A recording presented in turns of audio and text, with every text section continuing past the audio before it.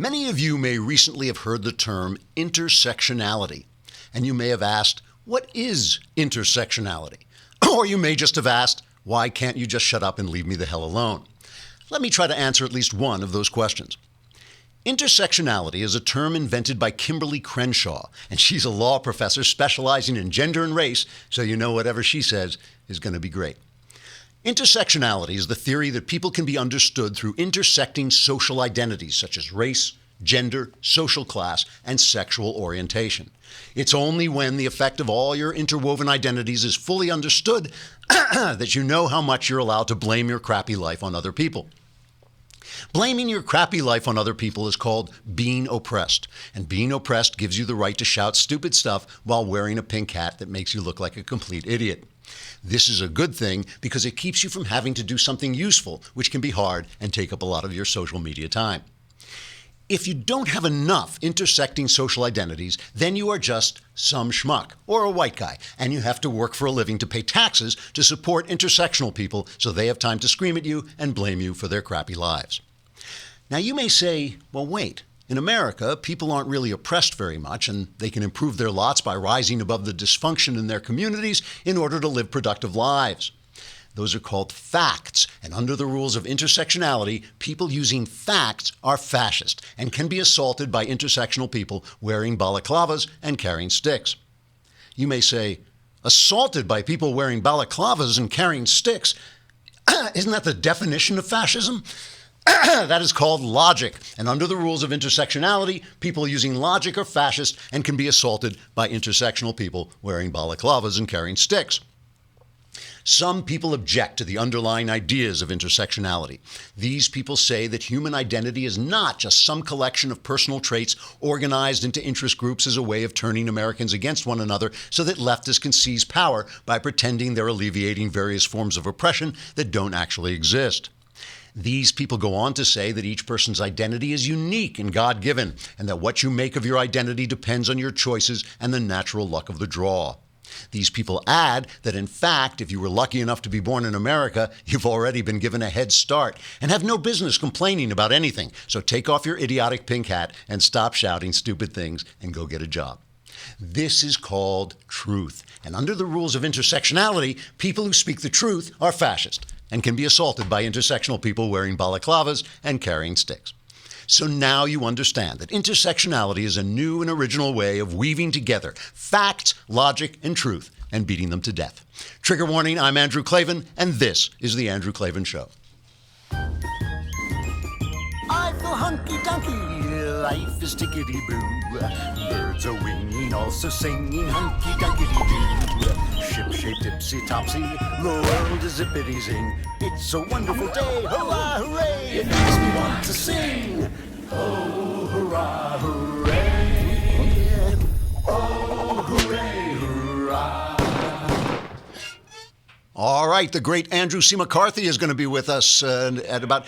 Can we stay on Facebook maybe and let everybody see? All right, let's say we'll stay on and let you folks on Facebook see Andrew McCarthy. What's that? They don't deserve it. They don't deserve it, yeah, so because you haven't paid your lousy $8. But he's one of my favorite political writers, just a great writer, great guy, great insights into Islam and into the law and into all this Russian stuff and the hacking. Really knows what he's talking about. So we're looking forward to having him. And if you want to come over to thedailywire.com and subscribe, I should be clear about this. I sometimes say if you subscribe, you get a free gift, but you have to subscribe for an entire year, right? It's still a lousy $8 a month, but you sign up for the whole year. And then this is the last day you can get the Arroyo. We are giving you away a movie, the Arroyo. Good stuff about the border wars. Tomorrow is the mailbag. Let me tell you a story about the mailbag. I got to tell you this. I got a letter from a guy named Ryan, and I asked his permission to tell the story. He was having romantic problems with his girlfriend, very serious problems in the sense that he thought it was time that they tied the knot, and she wasn't sure, and she wanted to wait a long time, and he was really, really confused about this. And he's a college guy, and he can't afford the lousy $8 a month to subscribe to the Daily Wire, so he can't send his question into the mailbag, though he had a question, how do I deal with this situation? So he prayed, which is also works, okay? Something, like you can go to the mailbag or you can go to God, and sometimes those both are good answers. So Ryan prayed for guidance. turned on the show, heard the mailbag, and I answered the exact question that he had sent to me from a guy named Ryan. He put the advice we gave him into effect, and now he has cleared up the problem with his girlfriend, and everything is going really well. He wrote me a letter. It was called I can't remember, the conveyor of God, or an instrument of God, something like that.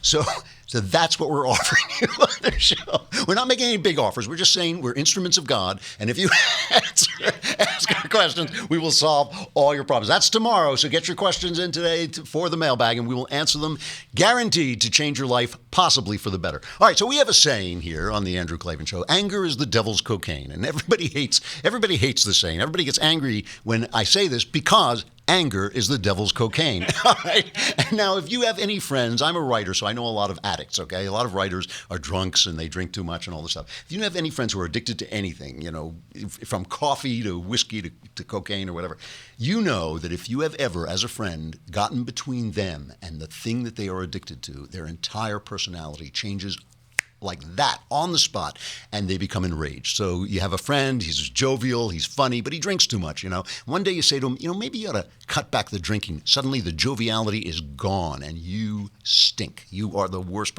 just do not get between. So when you get between angry people and their anger, they get angry, because anger is the devil's cocaine. And the problem with anger is people say, well, my anger is righteous. And it may well be. There's perfectly righteous reasons to get angry. But anger can be righteous, but it's not righteousness. And the problem with anger, and the reason I say it's of the devil, is that it convinces you that you're righteous. It makes you feel like when you're hating that guy on the other, you feel like you are so good. You are so, and it's obviously a problem on the left because anger is all they've got now. They have no policy, solutions or anything like that. So they're just out there screaming. But if you listen to their chants, they're completely irrational. And they've got those pink hats on and they're shaking. And we're oppressed. You say, well, how are you oppressed? Well, look at me. I'm wearing a pink hat and standing in the street. It's like you think well, you don't have to actually be doing that. But there's also anger on the right. I have to play this little piece of Alex Jones. Alex Jones, who is the Keith Olbermann of the right. I mean, this is Alex Jones. And, this is a guy the president reputedly likes, This is Alex Jones reacting to some left-wing political satire from Alec Baldwin. Okay, Alec Baldwin makes some jokes on SNL. This is Alex Jones' reaction. Alec Baldwin thinks he's a tough guy. I challenge him $1 million, the charity he wants, to get in the ring with me. Bare knuckle. You coward. You think you're a tough guy messing with little cameraman people. You frickin' bully. You coward. I hate you. My listeners hate you. And remember that scumbag forever. We're going to defeat this anti-human scum. We're going to wreck their world.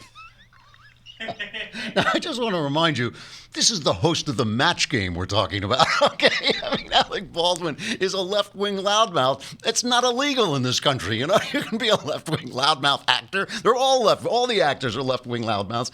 He's going to pay him $1 million to get in a ring with him bare knuckle because we're going to wreck your world. So there's a little bit of So the reason I bring this up is because we're going to be talking today about fake news, which is, as far as I'm concerned at this point, almost all news that comes out of the mainstream media. And it's not fake because it's untrue. It's fake because it's all slanted to the left. And one of the reasons I want to have Andy McCarthy on is because he speaks so well about the facts behind these stories. Yesterday, the CBO, the Congressional Budget Office, comes out with a report on the new health care bill, okay? Now, listen to this. This is really interesting. The American Health Care Act, it says, would cut the budget deficit. So this is a prediction, right? And this is amazingly complex. We're talking about a huge swath of the economy. Nobody really knows what the effect is going to be, but they're trying to come up with a prediction, okay? The American Health Care Act would cut the budget deficit by $337 billion over 10 years as the bill replaces Obamacare's subsidies with tax credits and rationalizes its Medicaid expansion and repeals its tax increases. This is from the Wall Street Journal. The bill would cut taxes by nearly $900 billion while cutting spending by $1.2 trillion, okay? So that's good. CBO thinks 14 million people on net would be uninsured in 2018 relative to the Obamacare status quo. So they're saying ultimately over 20 million people, as they put it on the air, would lose insurance. They keep saying they would lose insurance. Why would they lose insurance? The initial coverage plunge would be due to repealing the penalties associated with the individual mandate.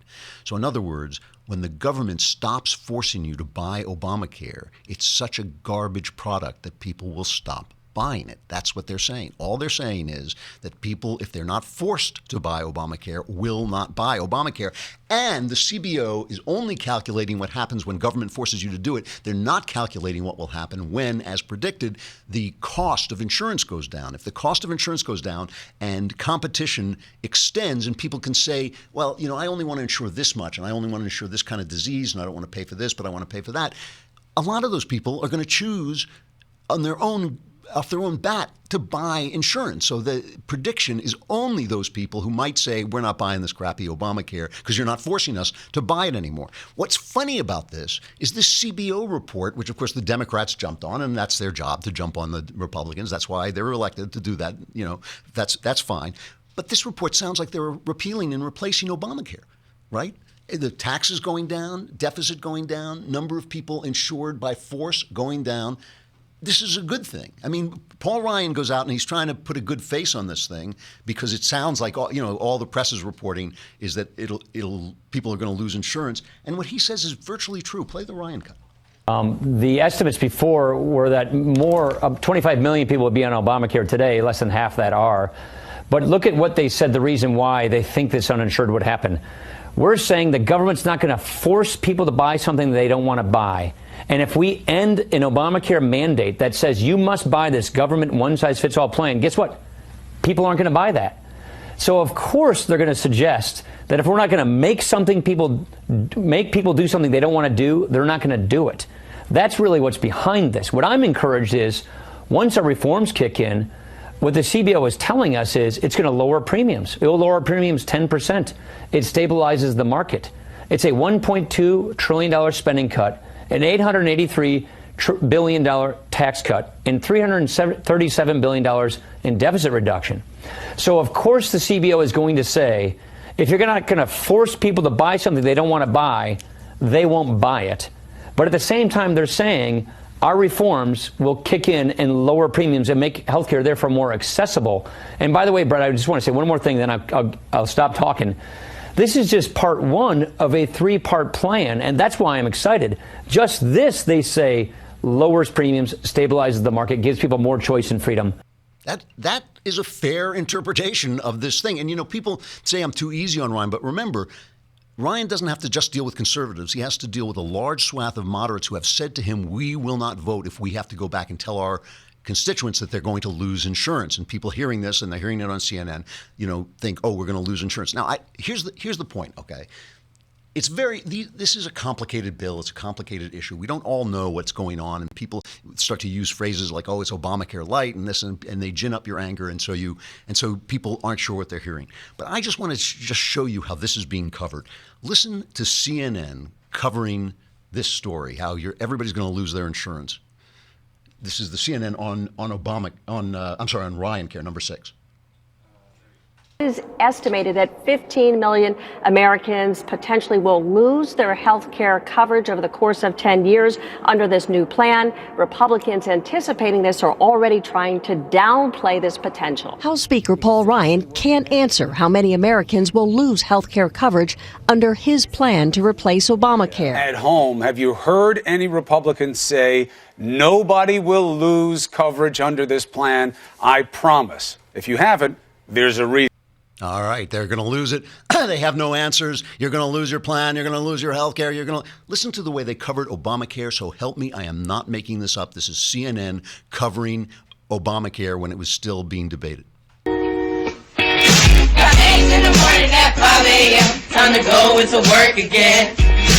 Welcome to the world of medicine. Whoa, here we go again. The hospital's packed with people in a long line. Agitated cause we waited for a long time. This is all so crazy. Too many missing coverage lately. My tummy's turning and I'm feeling kinda sickly. My hips bad and I feel weak. And the prices are always raising up. Conservatives and liberals say to reform healthcare today. But they can't seem to find a way. So we throw our hands up for healthcare reform. Make your choice today. Private and public care. Will the marketplace treat us fair? So we throw our hands up for healthcare reform. Make your choice today. Yeah, yeah, yeah, yeah. It's a problem in the USA. Yeah, yeah, yeah, yeah. It's a problem in the USA. So adorable school children singing, it's a problem in the USA. Just a little different the way they go. And this is what makes people insane with anger. And this is all I'm saying to you is don't become reactive because you're being lied to constantly, and it does make people crazy. And with that, let me bring on one of my favorite political writers, Andrew C. McCarthy, writes for the National Review. He is a former assistant U.S. attorney for the Southern District of New York and led the 1995 terrorism prosecution against Sheikh Omar, the blind Sheikh, we'll call him, so I don't have to say the whole thing, and 11 others. The blind Sheikh, sadly, because of what a nasty guy Andy is, I believe he died in jail after just all he did was try to blow up Americans. I don't know why we would be. Anyway, he is really one of the clearest writers with one of the clearest moral visions. Have we got him? There he is. All right. I can't see you, Andy. Oh, there you are. I'll have to look up. How's it going, Val? It's good to see you. It's going great. How could I top that? That's right. You better be good now. This has been. No, I had this song and dance thing, but I replaced it with. You were going to sing the whole the FISA court. So we're talking about the way the press plays things, and I want to start out. I got to start out with this Preet Bharara thing. This is the attorney who had to be fired. There you are. Had to be fired from the Justice Department because he refused to quit like everybody else. His resignation was asked for. So let's start with this fellow himself. In the New York Times this morning, there are two separate stories basically deifying this guy, making him Saint Preet of the Southern District of Manhattan. Because he stood up to the Obama administration, and they're really just trying to protect Fox News from an investigation into their sexual predatory practices. Who is this guy, first of all? Well, he happens to have worked for me his first year. He worked for the American people, but I was his supervisor. Okay. And I thought very well of him, Drew. I think he's a fabulously talented lawyer. And what do they say? Terrific temperament to go with a great intellect. I didn't even know, and this is the wonderful thing about the nature of the office. I didn't know his politics at all. Okay. Because what the job is about is applying, figuring out what the facts are and applying the law to them. And when it's done correctly, you don't need to know anyone's politics. And even if you do, that gets checked at the door when you're doing the work. And look, in New York, I'd have been an awful lonely guy if I couldn't make friends with liberal lawyers, right? So the fact that he prosecuted Dinesh D'Souza, did that prosecution bug you at all? It did. Yeah, I think that his tenure will be remembered well because, for the most part, he, especially in the political corruption area, which is where he made his mark, he tended to follow the evidence wherever it went. Okay. And, if either party ended up in the trick bag, that's the way it went. I thought the two places where he kind of besmirched himself and it is very unfortunate both for him and for the office, I think the way it'll be remembered, is the D'Souza case, which really should have been settled as an administrative fine. It was barely an infraction, right, the election laws, and it was geometrically smaller than the offense that the Obama 2008 campaign committed. They were allowed to settle their offense with a fine. They tried to throw the book at D'Souza, and right, it was clearly a politicized prosecution. And then the other thing is this prima donna routine on the way out the door. I sense that, my old colleague Preet is hoping to have a political career. Okay. The unfortunate thing is what's required in democratic politics nowadays is not a graceful resignation letter where you thank the people of New York and the Justice Department for the privilege, and it really is a high privilege, of leading that institution, which he did in a very admirable way for the most part for a long time. Instead, what you have to do is the obligatory insult to Trump, the suggestion that your removal means that some corruption case against him might be buried. I think Preet made some snark about how, now I know how the Moreland Commission felt when he went out. And the Moreland Commission is a state vehicle for trying to unearth, New York State corruption. So the obvious implication is that by removing him, they bury stuff.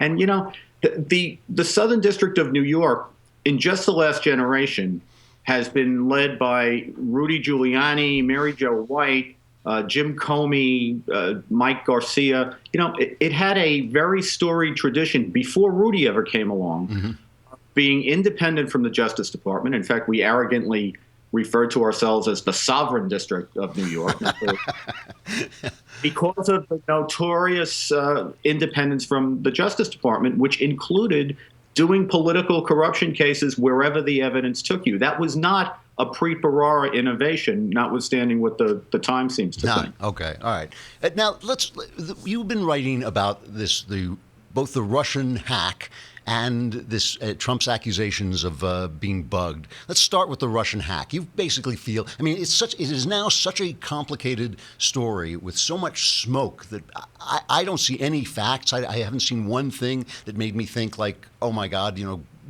Trump is working for Smersh, But you basically wrote that this thing has fallen apart. Do you feel that there's no there? Well, what I think is that in the haste to go after Trump on the part of the media with this hacking the election narrative, right, there was always risk for both the Democrats and the media, because if it turned out that there was no there in the sense of that the election was actually hacked, as opposed to that the Russians did what the Russians have been doing for decades, right, that people were suddenly going to stop for a second and say, I don't really see a lot of evidence that Russia did anything that actually impacted the election, but I'd really like to know, how do we know all this stuff? Where are these leaks from law enforcement coming from? And then when you start to ask that question, the scandal suddenly becomes not that the Russians hacked the election, but that the incumbent president and his administration were conducting an investigation of the opposition party's nominee, or at least the campaign, and not only conducting an investigation, but doing it simultaneously with whitewashing a very serious felony case against Hillary Clinton. So it seemed to me that if you went along this line and you hit the jackpot and you actually came up with the Russians actually did steal the election and Trump's fingerprints were on it somehow, look, then you have the story of the century. But if you don't have the story of the century, then you got a pretty serious, potential political corruption story, which is worse. So, well, this is the thing that bothers me. With Hillary Clinton, all we ever heard is there's no smoking gun. And I always thought, there's a big pile of bleach bit, and under the bleach bit is where a piece of metal that used to be a smoking gun. But here suddenly Trump says I've been bugged, and everybody is saying, well, Sean Spicer walked that back. He didn't actually mean that Obama crept into his hotel room and placed a bug in his phone. But after all, if they were listening in on conversations from his campaign, that's pretty serious business. I don't want to parse words here. Do you believe that was happening? I don't think there's any question that it was happening, because the Times, for example, has reported gleefully up until the story kind of turned on them that there was a very vigorous FBI counterintelligence investigation into the, at times they've said directed at the Trump people. At other times, they seem to have said directed at the Russians, which had an ancillary Trump angle to it. But one way or the other, the way this was pitched was, again, Russia hacked the election and it was done in cahoots with Trump. Now that there really doesn't seem to be much there. Even people like Clapper came out and say, I don't see any evidence of collusion by Trump. And what I've tried to point out is there's a big difference between hacking emails, right, which they clearly did, and hacking the election, which they clearly didn't. So even the object of the conspiracy didn't happen. So so you don't have the conspiracy, and you don't have the object of the conspiracy. So the thing was bound to fall apart. Now they're walking back from the idea that there was even an investigation, because again, I think there's more risk for them in the idea that there was an investigation than what it is that they were investigating. So Comey goes to the intelligence people and says, make sure everybody knows that we didn't do this, right? Do you think something happened because the Times was reporting the results of the investigation? Yeah, Drew, this is where you have to really put your nerdy lawyer hat on and parse the words they say very carefully, because I thought what Jim Comey, who I've known since we both started out as prosecutors under Rudy Giuliani about 30 years ago, what Jim Comey had to say and what Jim Clapper, the former National Intelligence Director, had to say was a carefully parsed denial that what Trump specifically alleged, namely that Obama wiretapped him, never occurred. But I don't take either of them to have denied the larger trajectory of the story, that there was this investigation of what the Russians were up to that somehow either targeted associates of Trump who had, varying connections to the campaign, or those people came up in the course of investigating the Russians. Now, there's so much backpedaling going on, it's hard to understand exactly what their theory is at the moment. So basically we can say, as far as we know, there was no hack of the election. Basically, they fished Podesta and he sent them his password, which I have to say, even I know not to do that. They sent them their password and they broke out his email. Drew@smokinggun.com. Right, exactly. So they got that. And there is no evidence, as far as you can see, of any collusion from the campaign with the Russians in doing this. And it does seem like there was at least some way that they were getting phone calls, even if they were just investigating the Russians. It seems that the Obama administration, whether he knew it directly or not, I always call this the meddlesome priest rule, because Obama was very good at passing on the idea that something should be done without ever giving the order to do it. And you do believe that they were actually listening in to some conversations here. Yeah. Now, here's another interesting bit of parsing going on, right? One of the things they're backpedaling on now is whether there was a FISA application. In other words, was there a wiretap application that was brought to the Foreign Intelligence Surveillance Court that named either Trump himself, that's unlikely, or associates of Trump's as an agent of a foreign power? In other words, not to get too deep in the weeds, but if you want to do a traditional criminal wiretap, you have to have probable cause of a crime. If you want to do a foreign intelligence wiretap, you have to show probable cause that someone's acting as an agent of a foreign power. I see. So there's a big to-do now about whether they went to the FISA court or not. And what I try to point out in a column on Monday is that may all be a head fake, because the way that we do intelligence now, the way the NSA does it, in addition to targeted wiretaps on people who you say are agents of a foreign power, we also have the NSA doing very generalized, non-particular wiretaps or surveillance sweeps that pull in information about 193 different countries based on over 1,000 what are called intelligence requirements that are set by the executive branch. And in addition to that, when they're doing foreign intelligence that's clearly at least aimed outside the United States, they have other ways of doing it besides FISA. So they're taking in millions of communications in their database, and what inevitably happens is they capture thousands of Americans, including Americans talking to Americans in the United States, if they're either talking about foreign people who are under investigation or there's some foreign intelligence reason for it. And while the NSA is supposed to mask the identity of those people, that's their so-called minimization procedures, the minimization is Swiss cheese in terms of the... Okay, so anybody who gets caught in this net, basically. Yeah, if the NSA decides that, well, we have to know the identity of the American person in order to exploit and understand the full intelligence value of the conversation, they will not mask it. Okay. Or if the Attorney General decides there's enough evidence to believe that X person may be an agent of a foreign power, they're allowed to use that person's identity as a selection term and put it through their database and pull out whatever conversations they've recorded. So my point is that you're now able to do FISA without saying you're doing FISA. You can get a lot in the way of communications without having to go to the court and say we think this person's an agent of a foreign power. Got it. Okay.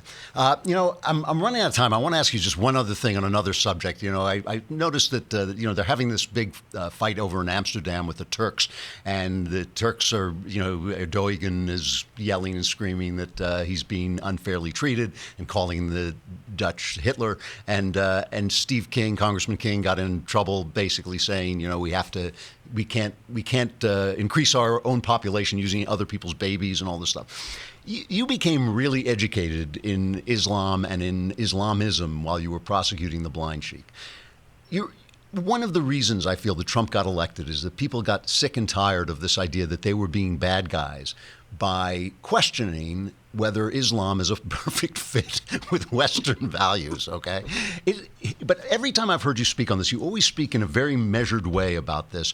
What do you think our approach should be to this? I mean, I don't want to yell at patriotic Muslim people. I don't want to bother people how they pray. Nobody does, I don't think.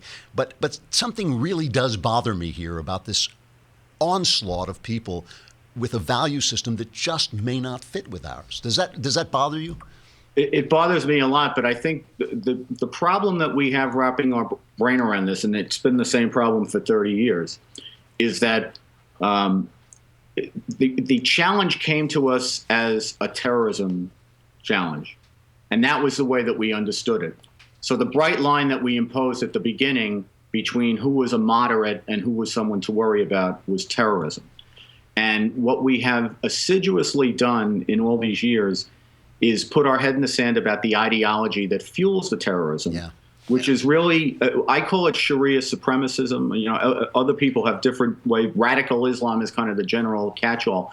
But I think Sharia is the thing to look at, Drew, because that's what both the terrorists and the non-terrorist Islamists want to impose on not only their own societies, but on Western societies. So to me, the bright line is, if you're a Muslim, but you're pro-Western, pro-constitutional, and you don't want the state run under Sharia strictures, then we not only open our arms to you, we actually have to have a lot of gratitude to those people, because they not only fight in our military. Without those patriotic Muslims, we wouldn't have been able, for example, in my case in the 90s, have infiltrated the blind sheikh's cell and prevented a terrorist act that could have killed tens of thousands of people.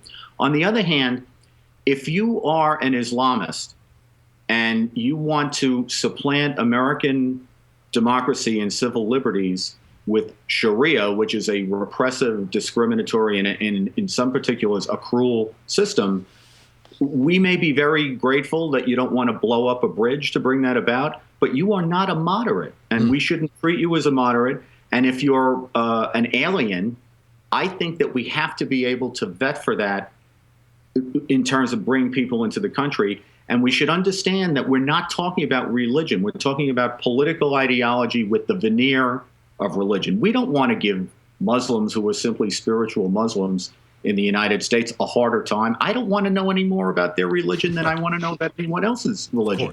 But we have a long history in this country of dealing with totalitarian ideologies that want to supplant our Constitution. And until we understand Sharia supremacism as that, rather than as religion, I think we're going to continue to chase our tails this way. Is this kind of clarity is why I come and read you at the National Review? Andy, thanks a lot. I will see you in a couple of days in Washington. It's great to have you. Thanks. Looking forward to it. Hi, bye-bye. Andy McCarthy, Andrew C. McCarthy at the National Review, really one of the clearest thinkers on Islam and the law, and just a lot of clarity. All right, stuff I like. This week we are talking about films that are liberal films, basically about African Americans, about black people that actually have a conservative message by accident.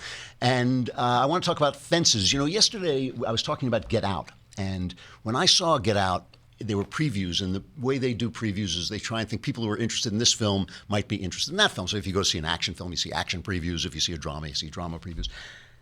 At Get Out, which is a horror film that I think anybody might like. I mean, there should be no racial ticket at the door. It's got a black star, and it has racial themes, but it's a horror film with interesting American themes.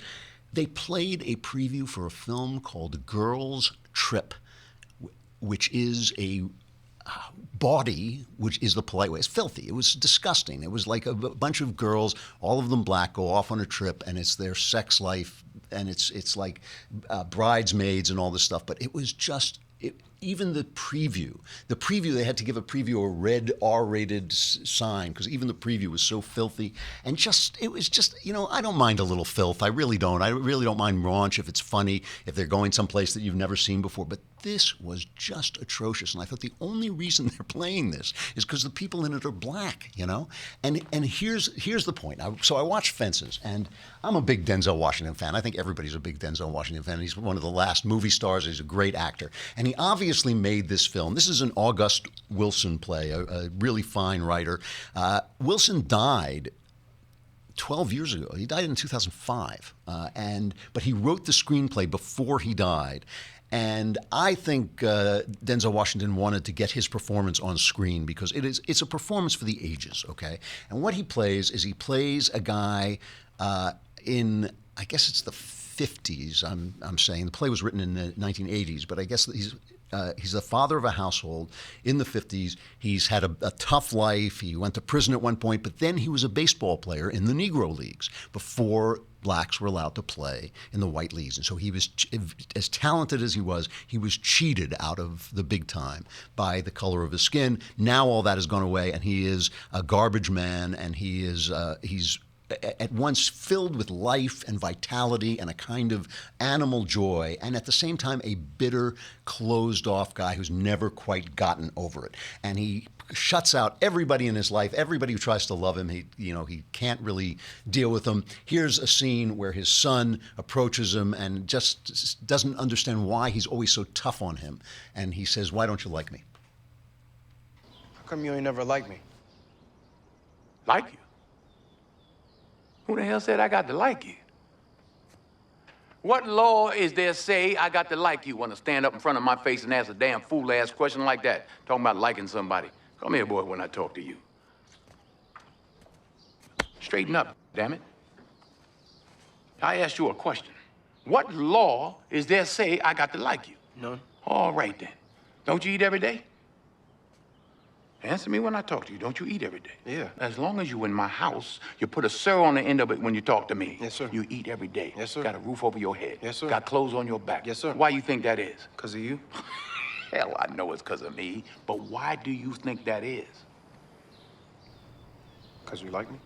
It's just a great scene, and he's just a tough father, tough husband to be married to, and all this stuff. But he does bring this life and joy. So I'm watching this thing, and first of all, what I'm thinking is, God, he reminds me of my father in certain ways. And then I realize he reminds everybody of a certain kind of father. If you follow American playwriting literature, Arthur Miller's Death of a Salesman, which obviously August Wilson, he's obviously writing out of that tradition. Death of a Salesman, Long Day's Journey into Night by Eugene O'Neill. This American character of a father, because America has, or had at least, this wonderful social mobility, and because each generation did better than the last, fathers were faced with sons who were going on to become more than they were. And that made them reflect back on their lives with a certain amount of bitterness. So, somebody says, at one point to Denzel's character, somebody says, well, you were in the Negro Leagues before, and he says there shouldn't have been any before. And of course that's true, but this is the way life is, and especially in America, the very fact that things improve in America means people are stuck with a life that happened before that improvement, if you understand what I mean. In other words, he might have taken a different attitude and said, oh joy, my son is going to get to live in a world that I didn't get to live in. But instead, he's stuck in his own bitterness. And, you can't blame him, but he's stuck in his own bitterness and his rage and all this. And he takes it out on his son and actually thwarts his son in many ways, basically because he doesn't want him to be better than he was. And this is a classic American story. And so when I say that there's a conservative message in here, what it is, the message is simple. We're all exactly alike. I mean, people are exactly alike. You put them in the same situation and they will have a lot of the same emotions. The father in Fences is the father, the Jewish father, essentially, in Death of a Salesman. He doesn't say he's Jewish, but he essentially is. He's the Irish father in Long Day's Journey into Night. He's any father who got caught in that assimilation process where he was the guy who didn't didn't quite make it because the assimilation hadn't happened yet, and he has to watch his son go on and do more or do less than he did because of who he was. And it's a beautiful American play. It's a spectacular performance by Denzel Washington. Viola Davis, of course, is a great actress, but there's something about what Denzel is doing here that is just like an unbelievable piece of acting. It's kept from being a great movie by the fact that he never gets outside the play. You know, he can't quite beat the play. It's still a play, basically, but still, it's a wonderful performance, really worth watching, and really moving in the sense that he's everybody. You know, it's like the race thing is incidental to the truth of the play. All right, the mailbag tomorrow. Get your questions in. We are the. Hey, it's not us. We're just vehicles of God. I am joking, by the way, but we will answer your questions, and our answers will change your life potentially for the better. I'm Andrew Klavan. This is the Andrew Klavan Show. We'll see you tomorrow.